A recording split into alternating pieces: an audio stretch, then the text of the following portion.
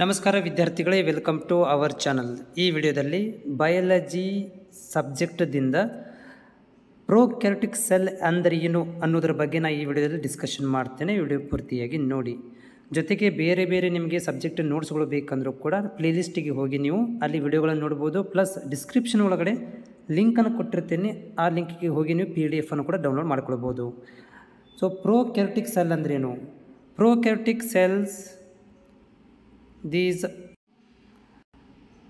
these cells that do not have a true nucleus. So prokaryotic cell ಅಂತಂದರೆ ಒಂದು cell ಒಳಗಡೆ do not have a true nucleus, ನೈಜವಾದಂಥ nucleus ಇಲ್ಲದೇ ಇರುವಂಥ ಒಂದು ಸೆಲ್ ಒಳಗಡೆ ಇಲ್ಲದೇ ಇದ್ದರೆ, ಓಕೆ, ನ್ಯೂಕ್ಲಿಯಸ್ ಇಲ್ಲ ಅಂತಂದರೆ, ಆ ನಿಜವಾದ ನ್ಯೂಕ್ಲಿಯಸ್ ಇಲ್ಲ ಅಂತಂದರೆ ಅದಕ್ಕೆ ನಾವು ಪ್ರೊಕ್ಯಾರಿಯೋಟಿಕ್ ಅಂತ ಕರಿತೀವಿ. ಅದರ ಜೊತೆಗೆ membrane bound organelles and membrane bound organelles, ಅದ್ರ ಜೊತೆಗೆ ಒಂದಿಷ್ಟು ಏನಾಗಿರ್ತಾವೋ ಒಳಗಡೆ ಇರುವಂಥ ಒಂದಿಷ್ಟು ಆರ್ಗನಲ್ಗಳು, ಕಂಪೋನೆಂಟ್ಗಳು ಮಿಸ್ ಆಗಿದ್ದರೆ, ಇಲ್ಲದೇ ಇದ್ದರೆ ಅವಾಗ ನಾವು ಪ್ರೊಕ್ಯಾರಿಯೋಟಿಕ್ ಸೆಲ್ ಅಂತ ಕರಿತೀವಿ. ನೋಡಿ, ಪ್ರೊಕ್ಯಾರಿಯೋಟಿಕ್ ಸೆಲ್ ಅಂತಂದರೆ the cell that do not have a true nucleus and membrane bounded organelles. So bound organelles membrane ಇಲ್ಲದೇ ಇರ್ಬೋದು ಅಥವಾ ಟ್ರೂ ನ್ಯೂಕ್ಲಿಯಸ್ ಇಲ್ಲದೇ ಇರ್ಬೋದು. ಅಂಥ ಒಂದು ಸೆಲ್ಗಳಿಗೆ ಪ್ರೊಕ್ಯಾರಿಯೋಟಿಕ್ ಸೆಲ್ಗಳು ಅಂತ ಕರಿತೀವಿ. ಇನ್ನು ಸ್ವಲ್ಪ ಅದರ ಬಗ್ಗೆ ಪಾಯಿಂಟ್ ಹೇಳೋದಾದರೆ, they lack of nuclear membrane, ಅದರಲ್ಲಿ ನ್ಯೂಕ್ಲಿಯರ್ ಮೆಂಬ್ರೇನ್ ಆಬ್ಸೆನ್ಸ್ ಇರ್ಬೋದು, ಇಲ್ಲದೇ ಇರ್ಬೋದು ಅಥವಾ ಕಡಿಮೆ ಇರ್ಬೋದು. ಜೊತೆಗೆ mitochondria, Golgi bodies, chloroplast and lysosomes are absent. ಇದರಲ್ಲಿ ಈ ಒಂದು ಪ್ರೊಕ್ಯಾರಿಯೋಟಿಕ್ ಸೆಲ್ ಒಳಗಡೆ ಮೈಟೋಕಾಂಡ್ರಿಯಾಗಳು, ಗಾಲ್ಗಿ ಬಾಡೀಸ್ಗಳು, ಆಮೇಲೆ ಕ್ಲೋರೋಪ್ಲಾಸ್ಟ್ಗಳು ಮತ್ತು ಲೈಸೋಜೋಮ್ಗಳು ಆಬ್ಸೆಂಟ್ ಇರ್ತವೆ. ನೆಕ್ಸ್ಟ್ ಇಲ್ಲಿ they genetic material is present on the single chromosome. ಇಲ್ಲಿ ಇದ್ರ ಒಳಗಡೆ ಒಂದು ಜೆನೆಟಿಕಲ್ ಮಟೀರಿಯಲ್ ಕೂಡ ಪ್ರೆಸೆಂಟ್ ಇರುತ್ತೆ, ಅದು ಸಿಂಗಲ್ ಕ್ರೋಮೋಸೋಮ್ ಆಗಿ ಪ್ರೆಸೆಂಟ್ ರೂಪದಲ್ಲಿ ಇರುತ್ತೆ. Next the cell wall is made up of carbohydrates and amino acids.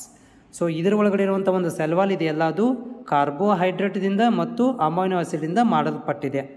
The plasma membrane act as a mitochondrial membrane. ಇದರ ಒಳಗಡೆ ಇರುವಂಥ ಒಂದು ಪ್ಲಾಸ್ಮಾ ಮೆಂಬ್ರೇನು ಮೈಟೋಕಾಂಡ್ರಿಯಲ್ ಮೆಂಬ್ರೇನ್ ಥರ ಕೆಲಸ ಮಾಡುತ್ತೆ, ಬಿಹೇವ್ ಮಾಡುತ್ತೆ. It carries the respiratory enzymes. ಇದೇನು ಮಾಡುತ್ತೆ ಅಂದರೆ, ಈ ಮೈಟೋಕಾಂಡ್ರಿಯಲ್ ಎಂಜೈಮು ರೆಸ್ಪಿರೇಟರಿ ಎಂಜೈಮ್ಗಳನ್ನು ಇದು ರೆಸ್ಪಿರೇಟರಿ ಎಂಜೈಮ್ ಥರ ಇದು ಕೆಲಸವನ್ನು ಕೂಡ ಮಾಡುತ್ತೆ. ನೆಕ್ಸ್ಟ್ ಇದು ಬೈನರಿ ಫ್ಯೂಷನ್ ಮುಖಾಂತರ ಡಿವೈಡ್ ಆಗುತ್ತೆ. ಅಸೆಕ್ಸುವಲ್ ಇರೋದ್ರಿಂದ ಇದು ಅಸೆಕ್ಸುವಲ್ ಆಗಿ ಡಿವೈಡ್ ಆಗುತ್ತೆ ಬೈನರಿ ಫ್ಯೂಷನ್. ಅಂದರೆ ಒಂದಿದ್ದು ಎರಡು ಭಾಗಗಳಾಗಿ ವಿಭಜನೆಯಾಗುವಂಥ ಕ್ರಿಯೆಗೆ ನಾವು ಬೈನರಿ ಫ್ಯೂಷನ್ ಅಂತ ಕರಿತೀವಿ. ಇವುಗಳು ಏನಂತಂದರೆ ಪ್ರೊಕ್ಯಾರಿಯೋಟಿಕ್ ಸೆಲ್ ಅಂದ್ರೆ ಏನು ಅಂತ ನೋಡಿ. ಇನ್ನೊಂದು ಸಲ ರಿಪೀಟ್ ಮಾಡ್ತೀನಿ. ಪ್ರೊಕ್ಯಾರಿಯೋಟಿಕ್ ಸೆಲ್ ಅಂತಂದರೆ do not have a true nucleus and membrane bound organelles. They lack of nuclear membrane, ಇದರ ನ್ಯೂಕ್ಲಿಯರ್ ಮೆಂಬ್ರೇನ್ ಇರೋದಿಲ್ಲ. ಮೈಟೋಕಾಂಡ್ರಿಯಾ, ಗಾಲ್ಗಿ ಬಾಡೀಸು, ಕ್ಲೋರೋಪ್ಲಾಸ್ಟ್ ಮತ್ತು ಲೈಸೋಜೋಮ್ಗಳು ಕೂಡ ಇಲ್ಲಿ ಆಬ್ಸೆಂಟ್ ಇರ್ತವೆ. ಜೆನೆಟಿಕಲ್ ಮಟೀರಿಯಲ್ ಪ್ರೆಸೆಂಟ್ ಇರುತ್ತೆ ಸಿಂಗಲ್ ಕ್ರೋಮೋಸೋಮ್ ರೂಪದಲ್ಲಿ. ಅದರ ಜೊತೆಗೆ cell wall made up of carbohydrate and amino acid. Cell wall made up of ಅಂದರೆ ರೆಡಿಯಾಗಿದೆ ಕಾರ್ಬೋಹೈಡ್ರೇಟ್ ಮತ್ತು ಅಮೈನೋ ಆಸಿಡಿಂದ. ಆಮೇಲೆ plasma membrane act as a mitochondrial membrane. Plasma membrane mitochondrial membrane ಥರ ಕೆಲಸ ಮಾಡುತ್ತೆ. ಇದು ಏನು ಮಾಡುತ್ತೆ ಅಂದರೆ ರೆಸ್ಪಿರೇಟರಿ ಎಂಜೈಮ್ಗಳನ್ನು ಕ್ಯಾರಿ ಮಾಡುತ್ತೆ. ಆಮೇಲೆ ದೇ ಡಿವೈಡ್ ಅಸೆಕ್ಸುವಲ್ ಆಗಿ ಡಿವೈಡ್ ಆಗುತ್ತೆ ಬೈನರಿ ಫ್ಯೂಷನ್ ಮುಖಾಂತರ ಅಸೆಕ್ಸುವಲ್ ಆಗಿ ಡಿವೈಡ್ ಆಗುತ್ತೆ. ಈ ಒಂದು ಪ್ರೊಕ್ಯಾರಿಯೋಟಿಕ್ ಸೆಲ್ ನೋಡಲಿಕ್ಕೆ ಯಾವ ರೀತಿಯಾಗಿರುತ್ತೆ ನೋಡ್ಬೋದು ನೀವಿಲ್ಲಿ. ಪ್ರೊಕ್ಯಾರಿಯೋಟಿಕ್ ಸೆಲ್ ಇದರಲ್ಲಿ ಯಾವೆಲ್ಲ ಇದ್ರುಗಳು ಪಾರ್ಟ್ಸ್ಗಳು ಇದ್ದಾವೆ ಅಂತಂದರೆ, ಇದರಲ್ಲಿ ಇದೊಂದು ಪ್ಲೈಸೆಲ್ಲ ಪ್ರೆಸೆಂಟ್ ಇದೆ. ಆಮೇಲೆ ಇದು ಸೈಟೋಪ್ಲಾಸ್ಮಾ, ಆಮೇಲೆ ನ್ಯೂಕ್ಲಿಯೋಟೈಡ್ DNA, ಪಿಲ್ಲೈ ಪ್ರೆಸೆಂಟ್ ಇದೆ. ಆಮೇಲೆ ಪ್ಲಾಸ್ಮಿಡು, ಸೆಲ್ ವಾಲು, ರೈಬೋಸೋಮು, ಓಕೆ, ಆಮೇಲೆ ಸೆಲ್ ಮೆಂಬ್ರೇನು, ಕ್ಯಾಪ್ಸುಲು, ಇವೆಲ್ಲ ಇದರಲ್ಲಿ ಪ್ರೆಸೆಂಟ್ ಇರ್ತವೆ. ಇದು ಒಂದು ಬ್ಯಾಕ್ಟೀರಿಯಾ ಸೆಲ್.